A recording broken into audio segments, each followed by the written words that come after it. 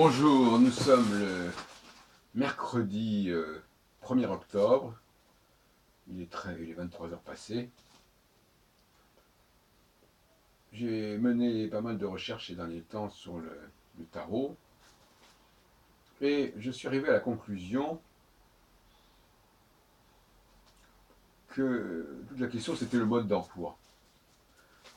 Nous avons des tas d'objets qui existent effectivement, des tas de savoirs, mais quel est leur mode d'emploi? Et parfois, on n'utilise pas le bon mode d'emploi.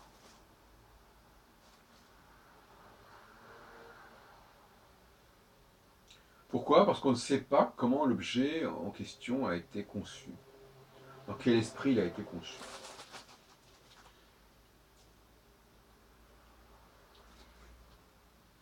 C'est vrai aussi pour l'astrologie jusqu'à un certain point. Dans le cas du tarot,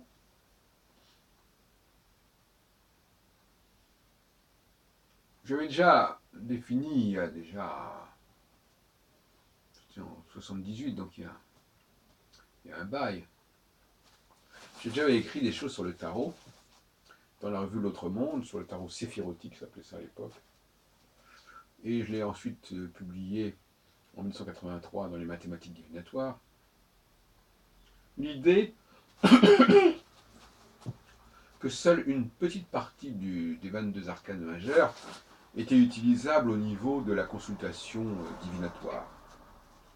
Et j'avais à l'époque isolé donc 10 arcanes majeurs sur les 22.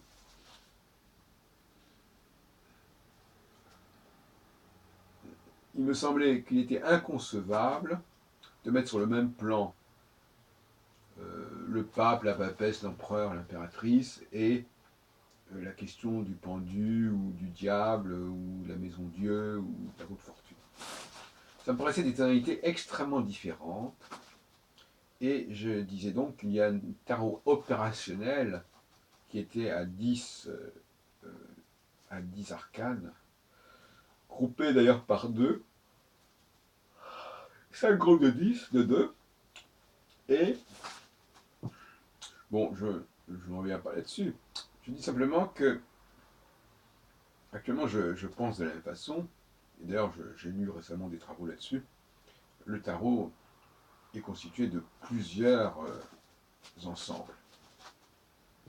Plusieurs ensembles, dont les vertus cardinales, dont les personnages haut placés, dont des cartes qui sont visiblement positives, d'autres qui sont visiblement négatives, dont les cartes concernant les astres, les planètes. Donc, tout ça, c'est un ensemble encyclopédique, on pourrait dire quelque sorte, et qui n'a aucune valeur globale, c'est-à-dire qui n'est pas à prendre d'un seul tenant, et il n'y a pas une portée divinatoire dans toutes ces cartes, dans les 22 arcanes majeures, et encore moins d'ailleurs, entre parenthèses, dans les arcanes mineures, qui alors, elles sont réduites à des problèmes de suite, de couleurs et de chiffres. Donc il n'y aurait qu'une toute petite partie de 8, probablement 8 cartes, puisque c'est pour moi, ce sont des groupes de 4 cartes. Il y aurait un groupe de 4 cartes qui serait positif, un groupe de 4 cartes qui serait négatif. Point final. Bon, donc le fait de vouloir intégrer, faire le grand jeu avec les 22 arcanes me paraît devoir être abandonné et dépassé. Alors, dans le cas de l'astrologie, il y a bien évidemment aussi le même problème, pas tout à fait, mais comparablement. C'est-à-dire qu'il y a des planètes, et ça j'en avais parlé déjà lors d'une conférence que d'un séminaire que j'avais donné en 2008 à Nice et à Cannes, et à Antibes, enfin Nice et Cannes surtout, avec le rendez-vous astrologique de Madame Roussel. À savoir qu'il y a des noms de dieux, de divinités, qui correspondent a une dimension astrologique, cyclique, qui fait sens sur le plan de la pensée astrologique, de l'esprit de l'astrologie. Et puis il y a d'autres planètes qui n'ont qu'une vérité astronomique et qui par conséquent n'ont aucun intérêt astrologique. Et bien c'est la même chose. De même que dans le tarot, il y a le soleil, la lune et l'étoile qui sont des données astronomiques, bon, comme le jugement aussi, qui, bon, voilà, c'est tout, qui n'ont pas un caractère divinatoire évident.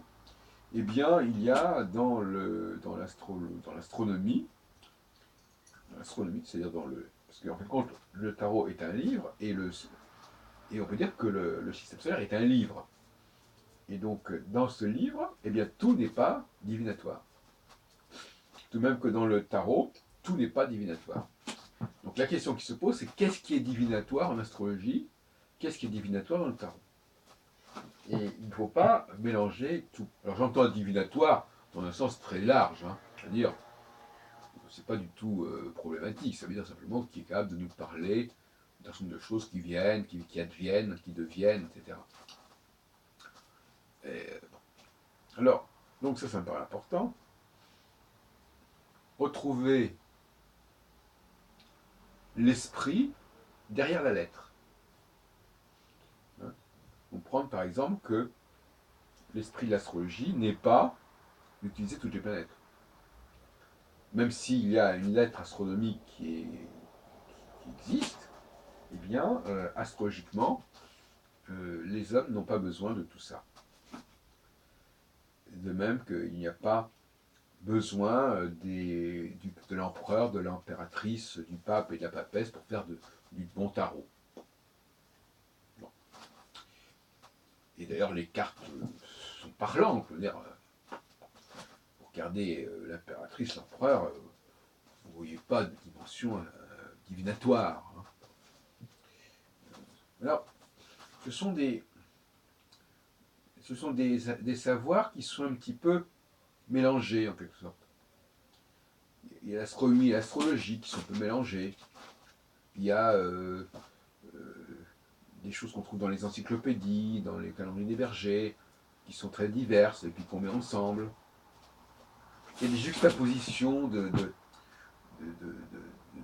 c'est un peu peut-être la même chose, je sais pas moi, par exemple avec la Kabbale, l'arbre séphirotique, je ne connais pas très bien ce sujet, mais enfin, il y a aussi 10 séphirotes. Est-ce que ces 10 séphirotes sont opérationnelles ou seulement certaines d'entre elles? Voilà des questions qui peuvent se poser. Mais on a tendance actuellement à tout prendre en vrac, hein, et à dire bah, tout ça, on va s'en servir, on va plaquer des significations à tout prix dessus. Au lieu de respecter la structure de base et de la circonscrire, on prend tout et puis on met une sauce par-dessus. Voilà ce que je voulais dire sur ce sujet.